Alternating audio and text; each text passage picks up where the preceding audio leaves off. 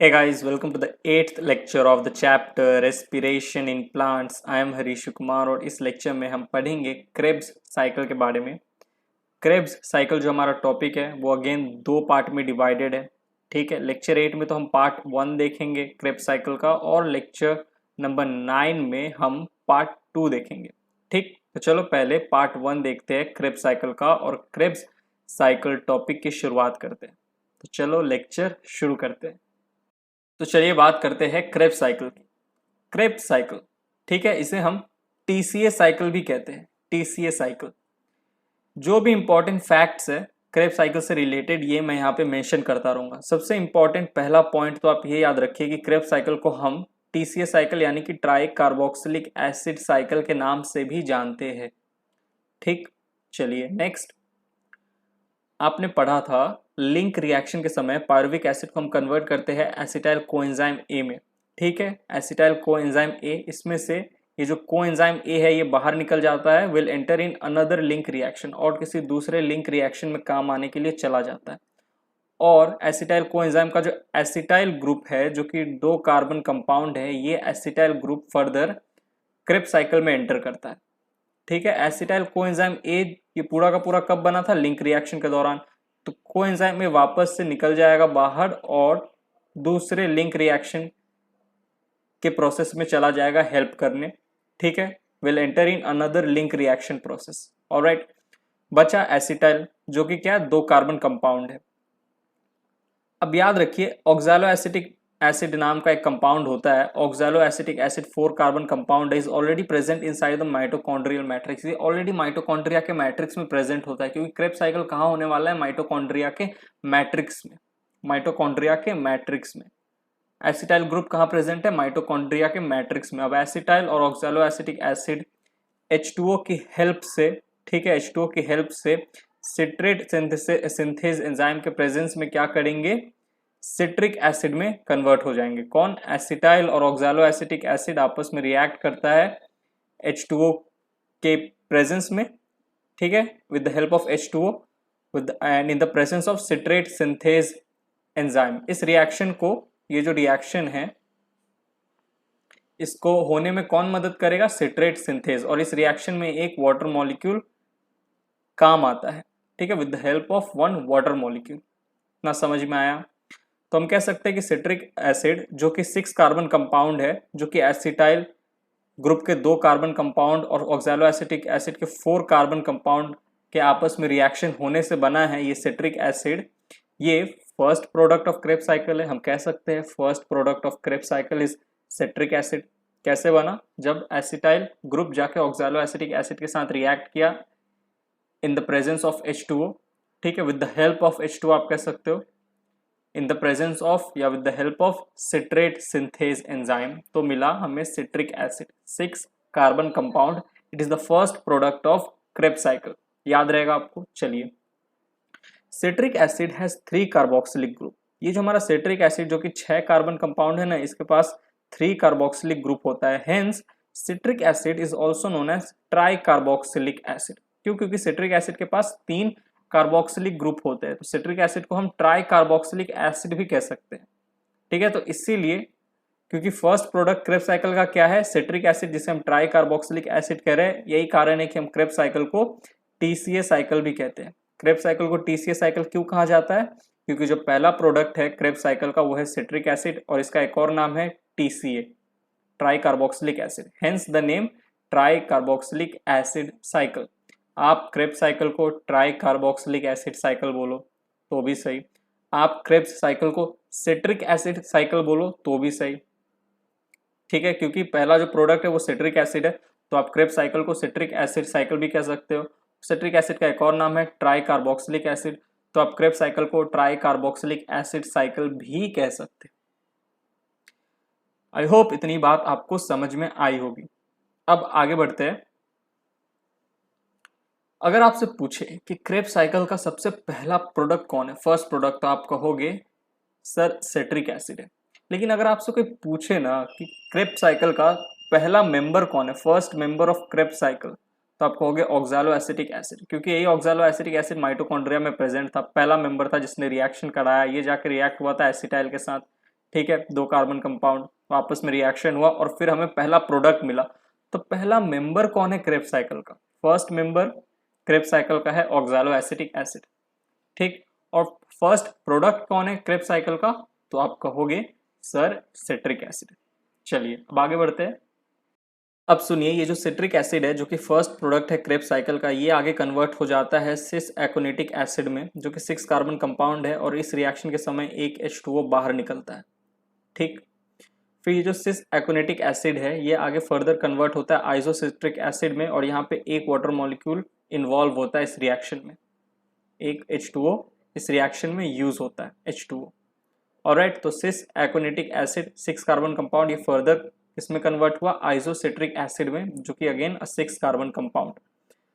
अब ध्यान से एक बात देखिए, आइसोसिट्रिक एसिड जो कि 6 कार्बन कंपाउंड है is the isomer of citric acid, यानी कि ये जो सिट्रिक एसिड है और ये जो आइसोसिट्रिक एसिड है ये एक दूसरे के आइसोमर्स है, यानी कि दोनों का फॉर्मूला तो सेम होगा, केमिकल फॉर्मूला तो सेम होगा, दोनों 6 कार्बन के केमिकल फॉर्मूला सेम होगा, लेकिन दोनों का स्ट्रक्चर और फंक्शन अलग अलग होता है। तभी तो हम कहते हैं कि ये जो 2 कंपाउंड है ये एक दूसरे के आइसोमर है, जब उनका केमिकल फॉर्मूला सेम होता है लेकिन केमिकल स्ट्रक्चर और फंक्शन अलग अलग होता है। तो सिट्रिक एसिड और आइसोसिट्रिक एसिड एक दूसरे के आइसोमर्स है, ठीक। लेकिन सिट्रिक एसिड से सीधा आइसोसिट्रिक एसिड नहीं बनता, बीच में एक मीडिएटर कंपाउंड बनता है सिस एकोनिटिक एसिड, और इस सिस एकोनिटिक एसिड के थ्रू सिट्रिक एसिड का आइसोमर आइसोसिट्रिक एसिड बनता है। क्या सिट्रिक एसिड डायरेक्ट अपने आइसोमर में कन्वर्ट हो जाता है? क्या सिट्रिक एसिड डायरेक्ट अपने आइसोमर आइसोसिट्रिक एसिड में कन्वर्ट हो जाता है? नहीं, बीच में एक मीडिएटर कंपाउंड बनता है सिस एकोनिटिक एसिड, ठीक। ये आपको एनसीईआरटी में शायद नहीं मिलेगा, ये थोड़ा एक्स्ट्रा मैं आपको बता रहा हूँ, याद रखिएगा, नॉलेज जरूरी है। ऑलराइट, ठीक। अब सुनिए, ये जो आइसोसिट्रिक एसिड है ये आगे कन्वर्ट हो जाएगा ऑक्सैलोसैक्सिनिक एसिड में, ठीक है। ऑक्सैलोसैक्सिनिक एसिड जो कि अगेन 6 कार्बन है और इस रिएक्शन के समय आइसोसिट्रिक एसिड जब ऑक्सैलोसैक्सिनिक एसिड में कन्वर्ट होता है तो एक हाइड्रोजन को बाहर निकाल के जाता है, ठीक। और ये हाइड्रोजन जाके जुड़ जाता है NAD+ के साथ, NAD+ के साथ, और हमें मिलता है NADH2, ठीक। जब आइसोसिट्रिक एसिड ऑक्सैलोसैक्सिनिक एसिड में कन्वर्ट होता है तो एक हाइड्रोजन बाहर निकाल देता है, एक हाइड्रोजन बाहर निकाला और वो हाइड्रोजन किससे जाके जुड़ता है? NAD+ के साथ, ठीक है। उस हाइड्रोजन को कौन एक्सेप्ट करता है? NAD+। कौन सा हाइड्रोजन? जो आइसोसिट्रिक एसिड से बाहर निकला था जब आइसोसिट्रिक एसिड ऑक्सैलोसैक्सिनिक एसिड में कन्वर्ट हो रहा था।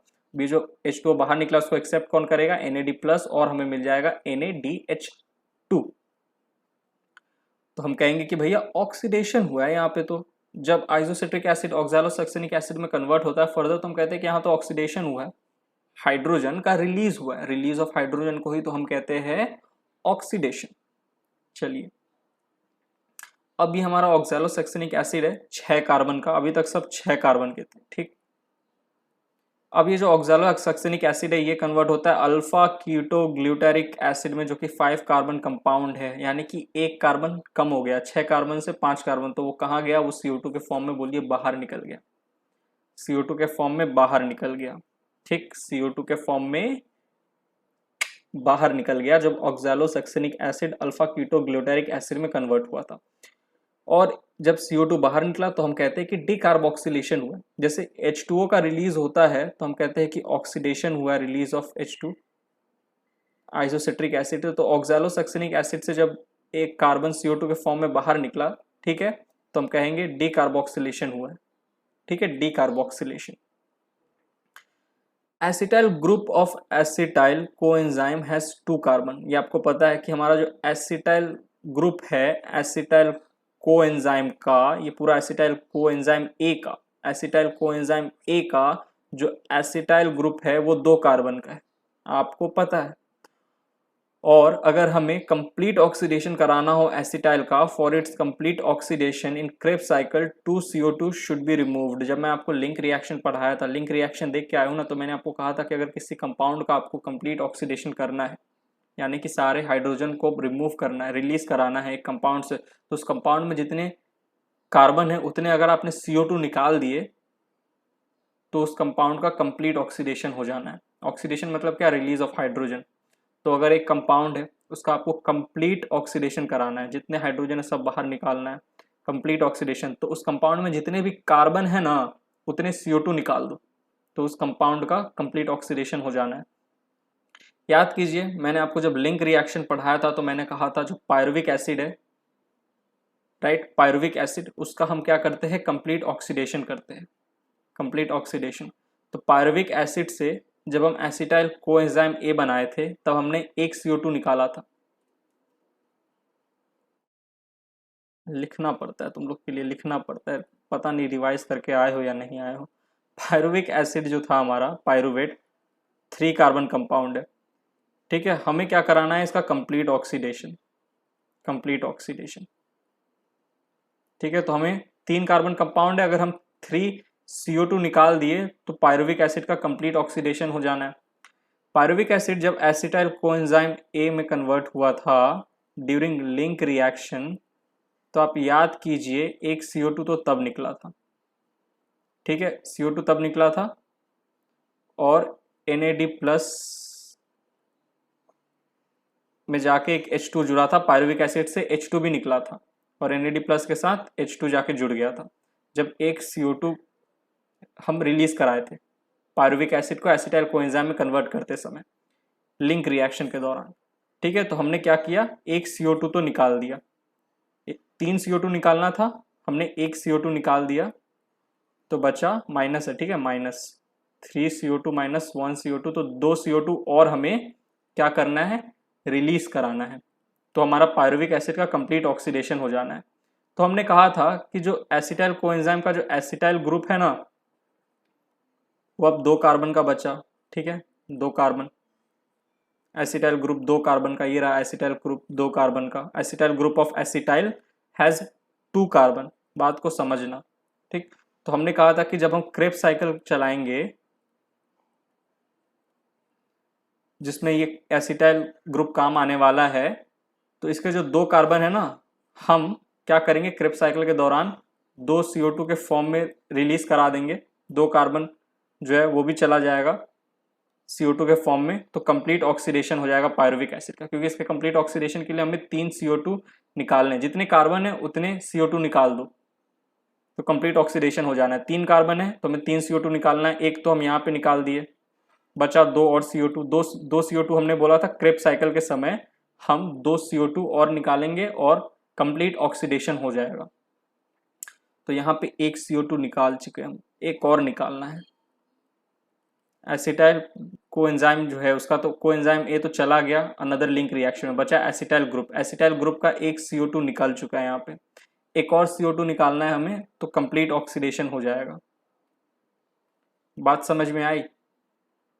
For its complete, acetyl group 2 carbon का है, तो for its complete oxidation in Krebs cycle 2 CO2 should be removed, एक CO2 यहाँ पे रिमूव हो गया, एक और CO2 रिमूव करा देंगे तो एसिटाइल ग्रुप का जो है हमारा कंप्लीट ऑक्सीडेशन हो जाएगा, क्योंकि इसमें 2 कार्बन है तो 2 CO2 रिलीज करा दो, 2 CO2 रिलीज करा दो तो कंप्लीट ऑक्सीडेशन हो जाना है, राइट। पुरानी चीजें देख के आया करो, ऐसी नहीं पहले मैं क्रेब्स लिंक रिएक्शन पढ़ाया था और अभी क्रेब्स साइकिल पढ़ा रहा हूँ, कोई कारण है, ठीक है। तो लिंक रिएक्शन जिन्होंने अच्छे से देखा होगा उनको जो मैं भी जो चीज बोला हूँ ना वो उनको अच्छे समझ में आ जाएगा, ठीक। चलिए अब आगे बढ़ते हैं।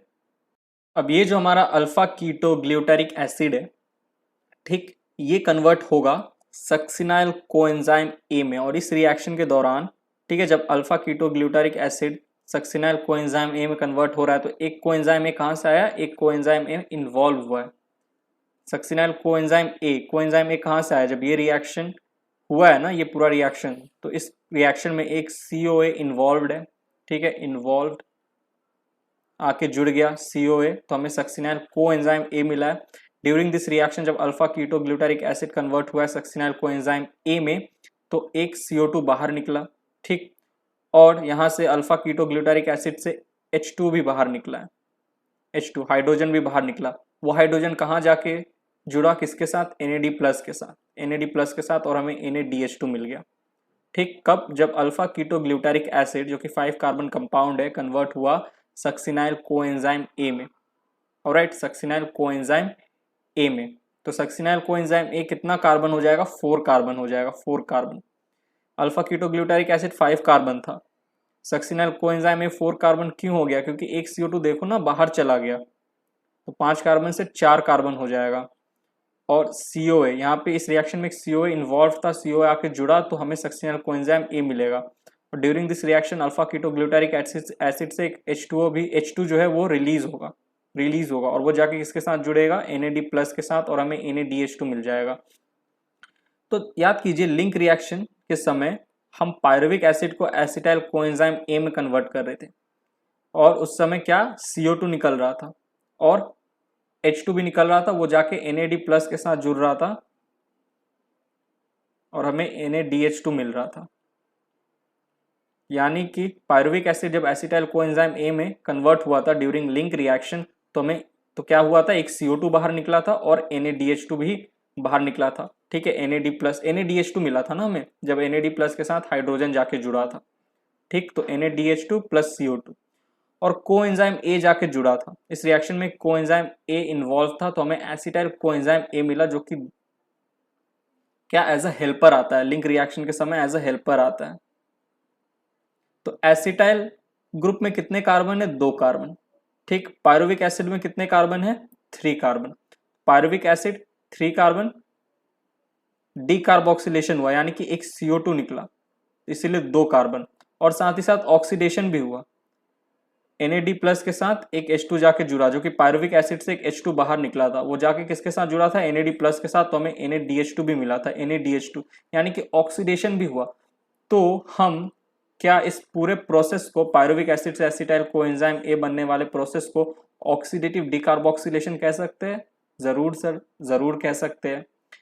तो अब ये रिएक्शन देखो, क्या ये रिएक्शन भी आपको थोड़ा थोड़ा लग नहीं रहा कि यहाँ पे भी देखिए एक H2 निकला है और NAD+ के साथ ये जाके जुड़ा है, तो हमें NADH2 मिला है, साथ ही साथ एक CO2 बाहर भी निकला है।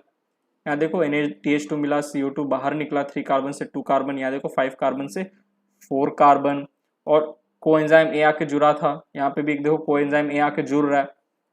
पायरुविक एसिड के समय, यहाँ पे इस रिएक्शन के समय कोएंजाइम A आके जुड़ा था, तो हमें एसिटाइल कोएंजाइम A मिला। इस रिएक्शन के समय भी कोएंजाइम आके जुड़ रहा है, तो हमें सक्सिनाइल कोएंजाइम A मिला, सक्सिनाइल कोएंजाइम A। तो आप बताओ, मैं इस रिएक्शन को भी ऑक्सीडेटिव डीकार्बोक्सिलेशन कह सकता हूं, या इस रिएक्शन के दौरान भी क्या हुआ है? ऑक्सीडेटिव डीकार्बोक्सिलेशन हुआ है। समझ में आया? लिंक रिएक्शन देख किया हो, नहीं देखी हो तो तभी ये सारी चीज अच्छे समझ में आई। वैसे तो मैं आशा करता हूँ आप अच्छे स्टूडेंट है, देख के ही आए होंगे। ठीक, चलिए, अब मैंने आपको क्या कहा था? एसिटाइल 2 कार्बन कंपाउंड है, इसका पूरा ऑक्सीडेशन कराना है तो 2 CO2 शुड बी रिमूव्ड, क्योंकि इसमें 2 कार्बन है, जितने कार्बन है उतने CO2 अगर रिमूव कर दोगे तो कंप्लीट ऑक्सीडेशन हो जाएगा। तो एसिटाइल का कंप्लीट ऑक्सीडेशन हम कब कर रहे हैं? During Krebs cycle. हमें 2 कार्बन डाइऑक्साइड रिमूव करना है, तो एसिटाइल ग्रुप का कंप्लीट ऑक्सीडेशन हो जाना है। एक तो हमने यहाँ रिमूव किया और एक हमने यहाँ रिमूव कर दिया।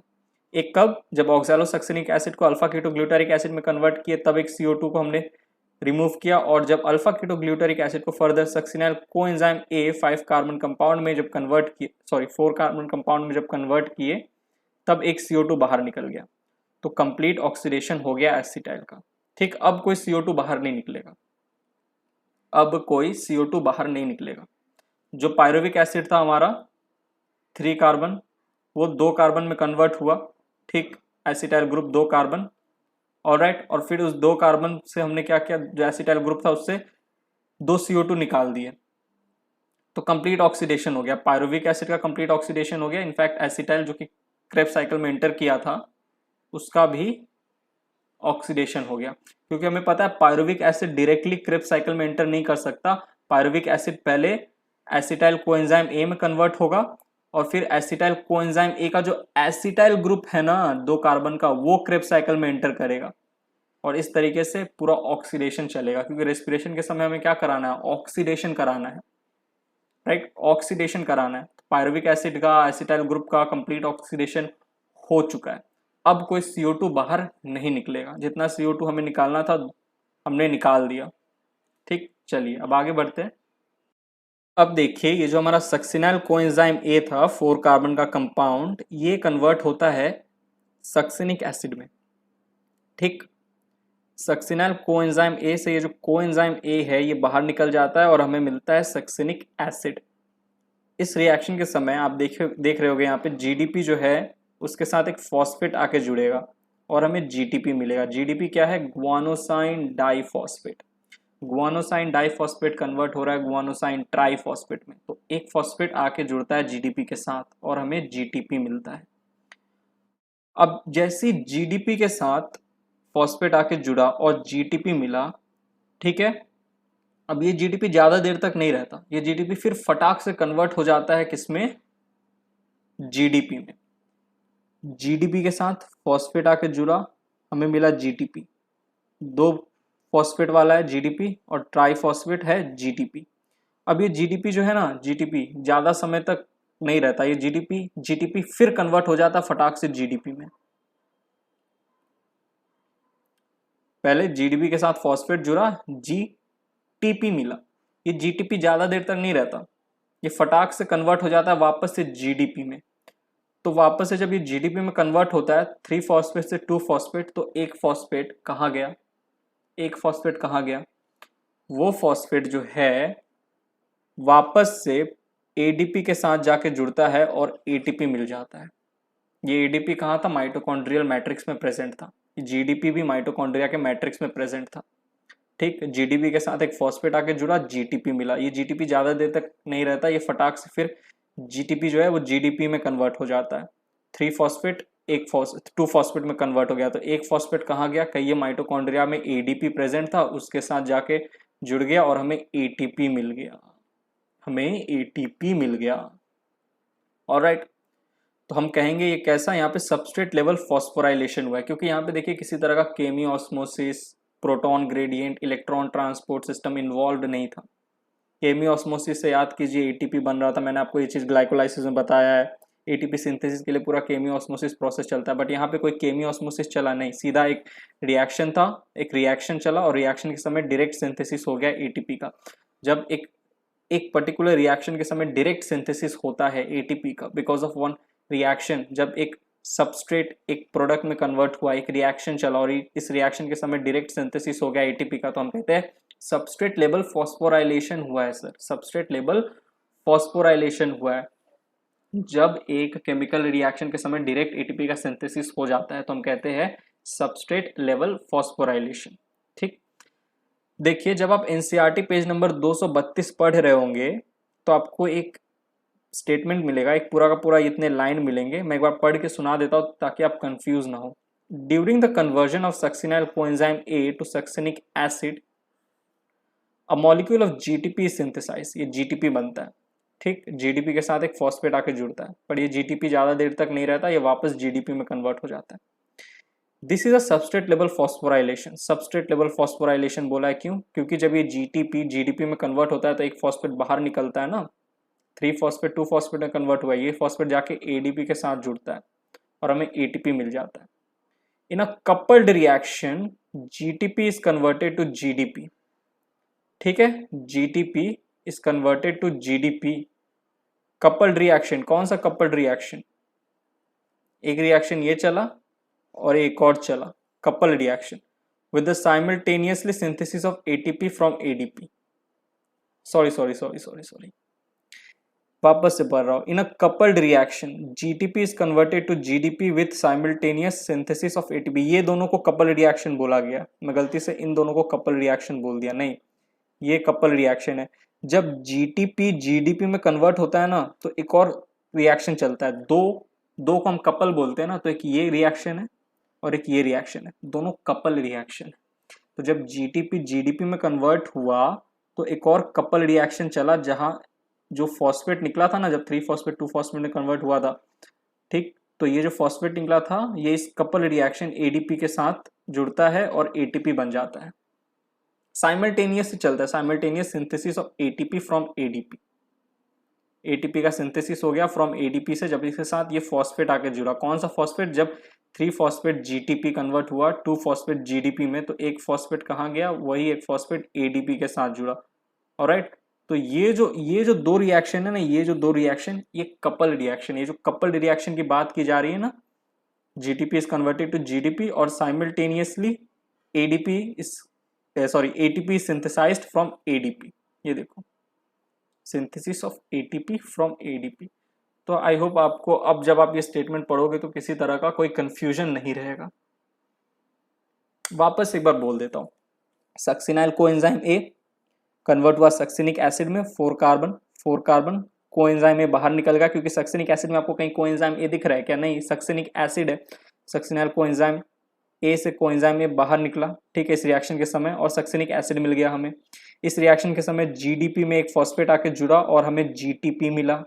ये जीटीपी ज़्यादा देर तक नहीं रहता, ये फटाक से फिर जीडीपी में कन्वर्ट होता है, ठीक है। तो एक फॉस्फेट बाहर निकलता है, जीटीपी ट्राईफॉस्फेट डाईफॉस्फेट कन्वर्ट हुआ तो एक फॉस्फेट बाहर निकला, ठीक है। और ये फॉस्फेट इसके साथ एडीपी के साथ जाके जुड़ता है और हमें एटीपी मिल जाता है। ऑलराइट, तो ये जो रिएक्शन है ना,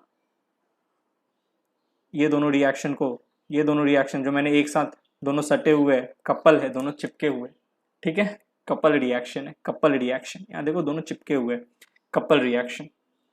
चलिए अब आगे बढ़ते हैं। अब देखिए ये जो हमारा सक्सिनिक एसिड है ना, 4 कार्बन कंपाउंड, ये आगे कन्वर्ट होता है फ्यूमेरिक एसिड में, जो कि अगेन 4 कार्बन कंपाउंड है। और देखिए यहाँ पे एक एंजाइम काम करता है, सक्सिनिक डिहाइड्रोजिनेस। सक्सिनिक डिहाइड्रोजिनेस नाम से समझ में आ रहा है, डिहाइड्रोजिनेस यानी कि H2 का रिलीज होगा। सक्सिनिक एसिड से H2 का रिलीज कराएगा सक्सिनिक डिहाइड्रोजिनेस एंजाइम। अभी जो H2 का रिलीज हुआ है, इसको एक्सेप्ट कौन करेगा? इसको एक्सेप्ट करेगा, बोलिए FAD+। फुल फॉर्म देख लीजिए, फ्लैविन एडिनाइन डाइन्यूक्लियोटाइड। जैसे NAD+ का आप याद कीजिए क्या फुल फॉर्म है, निकोटिनामाइड एडिनाइन डाइन्यूक्लियोटाइड। वैसे FAD का फुल फॉर्म है फ्लैविन एडिनाइन डाइन्यूक्लियोटाइड। ये एक तरह का कोएंजाइम है, ठीक है।